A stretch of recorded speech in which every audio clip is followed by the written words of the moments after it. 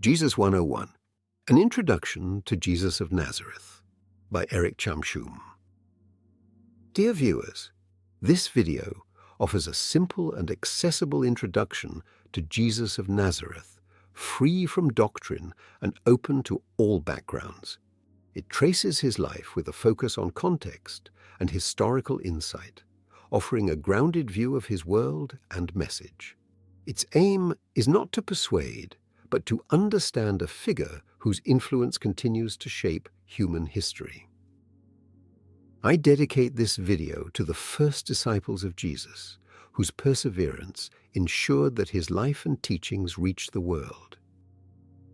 Nazareth in the time of Jesus was a small Jewish village in Lower Galilee, governed by Herod Antipas under the wider authority of the Roman Empire. It was home to only a few hundred residents, living modestly through farming, vineyards, olive cultivation, and local craftsmanship. Daily life followed the rhythms of Jewish traditions, centered on family, community, and observance of the Torah.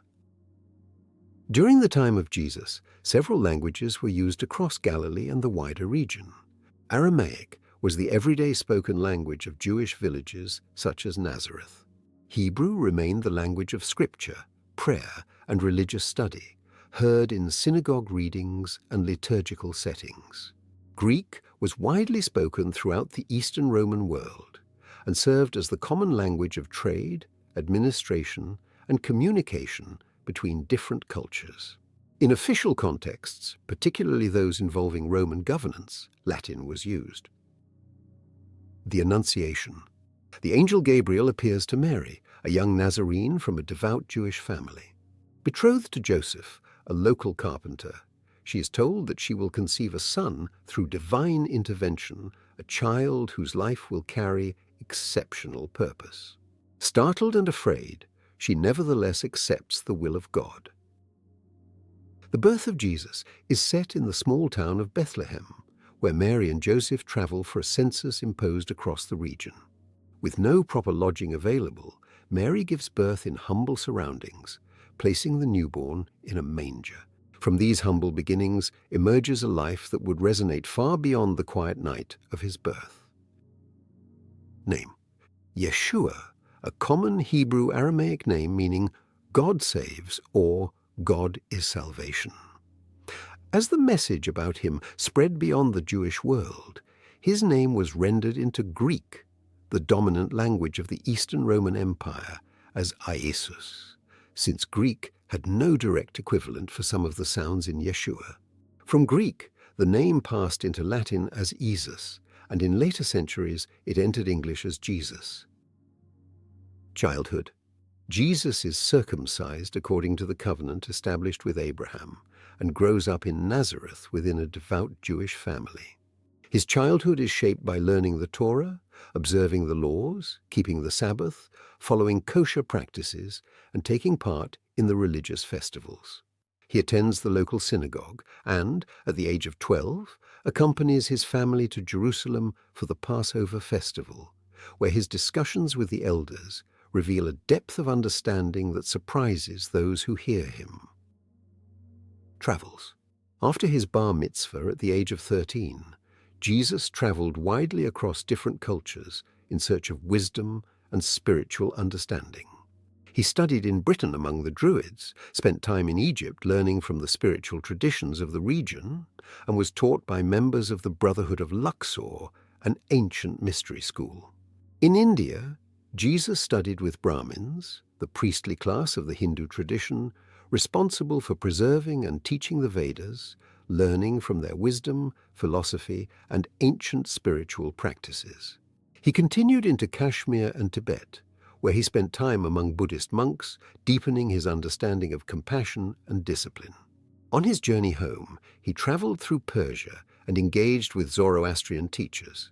These experiences shaped his outlook and deepened his insight, so that by the age of 30, he returned with greater wisdom, remarkable clarity of thought, and a profound sense of purpose that would define the next stage of his life.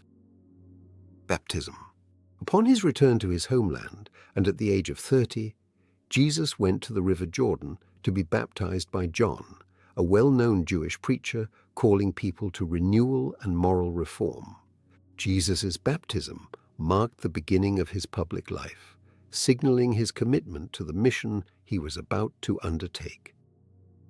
After his baptism, Jesus withdrew into the desert for 40 days and 40 nights, fasting in solitude and preparing himself for the work ahead.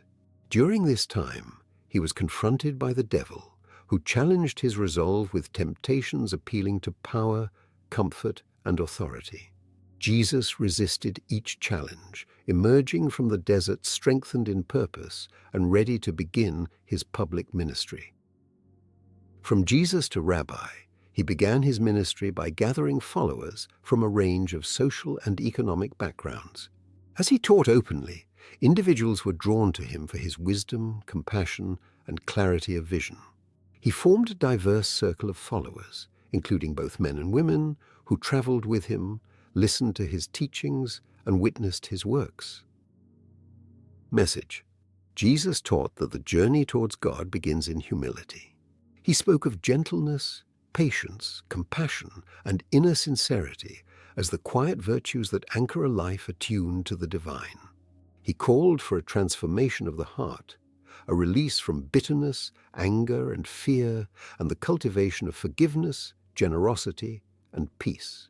His vision of love reached beyond familiar circles, extending even to opponents, for true greatness is revealed through kindness, reconciliation, and the refusal to answer harm with harm. Jesus warned of the illusions of wealth and pride, urging his followers to seek depth of character over social display and to value the soul above possessions.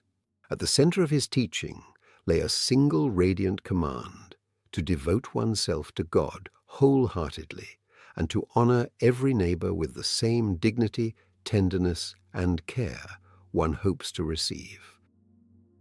Accounts of Jesus' life describe numerous acts regarded as miraculous, expressions of compassion and signs of the spiritual authority he carried. Early traditions recount his healings, restoring sight to the blind, cleansing those with leprosy, relieving the sick, and driving out demons from those believed to be oppressed in mind or spirit. He later demonstrated power over nature, calming storms on the Sea of Galilee and walking upon its waters. His ministry also included acts of provision, such as multiplying food to feed large crowds. In the later stages of his work, he is said to have raised the dead, the most striking sign of renewal and hope. These works were not presented as displays of power, but as gestures of mercy. As Jesus' public ministry grew, his teaching increasingly brought him into tension with the religious authorities of his time. He criticized practices that, in his view, placed excessive emphasis on ritual precision while neglecting justice, compassion, and sincerity of heart. His challenges to rigid interpretations of the law, his association with social outcasts, and his willingness to forgive sins without the traditional structures of authority unsettled many leaders within the established order. The Last Supper. Jesus shared a final meal with his closest followers, an occasion later remembered as the Last Supper. He had traveled to Jerusalem for the Passover festival. During the meal, he spoke to his disciples about service, loyalty, and the perseverance required for the mission they had embraced together. He used this moment to affirm his commitment to them and to prepare them for the trials that would soon unfold. After the supper, Jesus went with his disciples to the Garden of Gethsemane, a place outside the city where he often withdrew to pray. During the night, he was betrayed by Judas Iscariot, one of his own disciples, who led the temple guards to arrest him and bring him before the religious authorities, where he was prosecuted as a political criminal accused of challenging the established order. He was then handed over to Pontius Pilate, the Roman governor, who sentenced him to be crucified. After his sentencing, Jesus was flogged, imprisoned, and forced to carry his cross to Golgotha outside Jerusalem's walls, where he was crucified at the 3rd hour, 9 a.m. on a Friday morning, and died at the 9th hour, 3 p.m. at the age of 33. In his final breath, he uttered the words, "Father, "Into your hands I commit my spirit," a declaration that expressed both anguish and trust in God, bringing his earthly life to a solemn close. Jesus' body was taken down from the cross and entrusted to Joseph of Arimathea, a respected member of the council who had asked Pontius Pilate for permission to provide a proper burial. Wishing to honor Jesus according to Jewish custom, Joseph placed the body in his own rock-hewn tomb outside Jerusalem, and a large stone was set at the entrance to seal the burial place. On the third day after his death, Jesus' tomb was found empty, and his followers experienced encounters in which he appeared to them alive. They spoke with him, ate with him, and touched his wounds to reassure themselves that he had truly risen. These appearances took place in Jerusalem and later in Galilee, restoring their hope and transforming their grief into conviction. For his followers, the resurrection confirmed that his life and purpose continued beyond death. 40 days after his resurrection, Jesus met with his followers for the final time on the Mount of Olives, a site overlooking Jerusalem.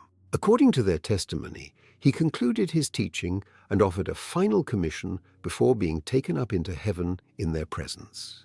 This event marked the close of his earthly life and defined the moment at which responsibility for continuing his work passed fully to his disciples. The return. Jesus Christ, regarded as the Messiah, is expected to return on the day of judgment at the very place from which he ascended to heaven, the Mount of Olives. According to long-held expectation, his return will mark the moment when he will judge the living and the dead, bringing justice, restoring order, and completing the final stage of his mission. Thank you for watching. What do you think about this video? Let me know your thoughts in the comments below, and don't forget to like, share, and subscribe for more content.